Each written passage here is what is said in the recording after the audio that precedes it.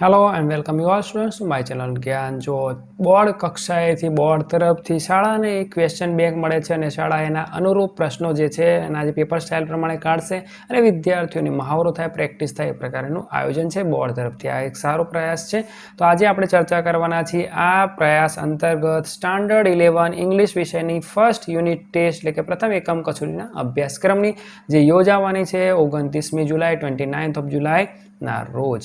અભ્યાસક્રમની વાત કરીશું, સમજવાનો પ્રયત્ન કરીશું। તો યુનિટ 1 નો રીડ 1 છે, journey of my life from earth two Everest, Arunima Sinha, a national level volleyball player. અને ત્યારબાદ એક ટ્રેનમાં એનો એક્સિડન્ટ, ગોલ્ડન ચેન વાળો પ્રસંગ આપણે યાદ કરીશું અને ત્યારબાદ બચેન્દ્રી પાલ સાથેની ટ્રેનિંગ અને માઉન્ટ એવરેસ્ટ સર કરવા સુધીની એની સફર।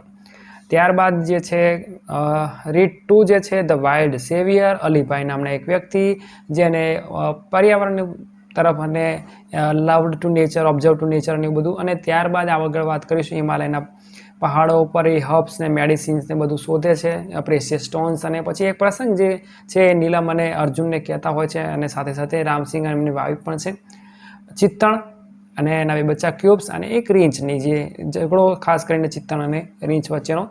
અને એમાં ખાસ કરીને એક જંગલી જે છે વાઇલ્ડ કહી શકાય એવી ચિત્તણ પોતાના બચ્ચાઓને બચાવવા માટે કેવા પ્રયાસો કરે છે એની પણ વાત છે। ત્યારબાદ યુનિટ 2 નું રીડ 1 છે ઓટોફેબ ટેકનોલોજી, ઓટોમેટેડ ફેબ્રિકેશન એટલે કે એમાં એક એવી વસ્તુ, એવી મશીન કે જેમાં આપણે આપણો વેસ્ટ કચરો જે પણ છે એ નાખીએ અને એમાંથી આપણે જરૂર હોય એવી કોઈ વસ્તુને બનાવી શકીએ, બરોબર છે। ટૂંકમાં એ રિસાયકલ કરી શકે ઘણી બધી વસ્તુઓને। એ વસ્તુ જે મટીરિયલ આપણી પાસે છે, રો મટીરિયલ, એનો આપણે એ રીતે યુઝ કરીએ કે જેમાંથી આપણે જરૂરિયાતની હાલની વસ્તુ બનાવી શકીએ। હા, પણ એના માટે બેઝિક જે વસ્તુ હોવી જોઈએ। પછી એવું નહીં કે તમે કચરો નાખો ને ડાયમંડનો સેટ બની જાય, તો એવું તો ના થાય, પણ જેટલું શક્ય હશે ઓટોમેટેડ ફેબ્રિકેશનથી કરી શકાશે। ત્યારબાદ રીડ 2 ની વાત કરીશું, Palanpur youth reinvents the humble watch. Pranav Mistry પાલનપુરનો એક કહી શકાય એવો બ્રિલિયન્ટ વિદ્યાર્થી અને ત્યારબાદ એને સેમસંગ અને આગળની ઘણી બધી રિસર્ચ અને એમાં સ્પર્શ, ટેલિટચ, સિક્સ સેન્સ અને સનફ્લાવર જેવી એની જે પણ નાની મોટી જે શોધો છે, અદ્ભુત શોધો કહી શકાય, એ શોધો અને એની ચર્ચા આપણને આપેલી છે। ત્યારબાદ સપ્લિમેન્ટરી રીડિંગની વાત કરીએ તો એમાં રીડ 4 પૂછાવાના છે, think pink, think flamingo, flamingo વિષય પર જે વાત છે।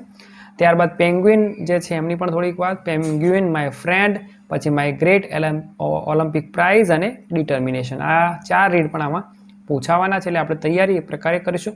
ખાસ વિદ્યાર્થીઓ આના માટે તમે ઓનલાઈન યુટ્યુબ પરથી પણ વિડીયો જોઈ શકો છો અને ગ્રામરની બુકમાંથી ચોક્કસ આ વાંચી શકો છો ભાઈ, કારણ કે ઘણીવાર એવું વિદ્યાર્થીને ખબર જ ના હોય, પછી આવા પેરેગ્રાફ પૂછાઈ જશે ત્યારે માર્ક્સમાં પ્રોબ્લેમ થશે। તો ડુ એઝ ડાયરેક્ટેડની પણ વાત કરીશું, આ પણ આપણા સિલેબસમાં આપણને આપેલું છે, એટલે કે ગ્રામરના પોર્શનમાં શું પૂછાશે એની પણ આપણે ચર્ચા કરીએ। તો ડુ એઝ ડાયરેક્ટેડમાં મોટાભાગે ટેન્સના રિલેટેડ હશે, યુનિટ ટેસ્ટ 1 છે એટલે। ત્યારબાદ બીજા યુનિટ ટેસ્ટ યોજાશે ત્યારે નોર્મલ વોઇસને રિલેટેડ એટલે એક્ટિવ પેસિવ વોઇસનું પણ હોઈ શકે છે, પણ હાલ તો મોટાભાગે ટેન્સનું હશે, પણ શક્ય હોય ત્યાં સુધી બધું જોઈ લો। ત્યારબાદ વાત કરીએ તો ઈમેલ રાઇટિંગ હશે અને એના ઓપ્શનમાં કદાચ લખ્યું છે એ પ્રમાણે રિપોર્ટ રાઇટિંગ પણ હોઈ શકે છે, પણ ઈમેલ રાઇટિંગ આપણે તૈયાર કરવો જોઈએ છે, સરળ છે, રિપોર્ટ પણ આપ કરી શકો છો।